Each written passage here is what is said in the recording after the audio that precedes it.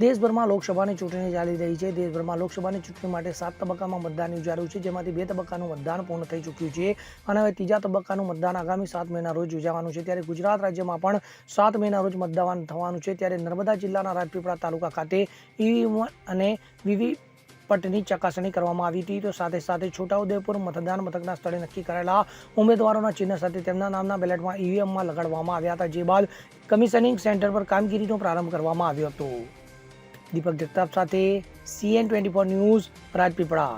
હવે જુઓ દેશ દુનિયાની તમામ ખબરો તમારી આંગળીના ટેરવે. ઉઠાવો મોબાઈલ અને Google Play Store પરથી ડાઉનલોડ કરો અમારી CN24 ન્યૂઝ મોબાઈલ એપ.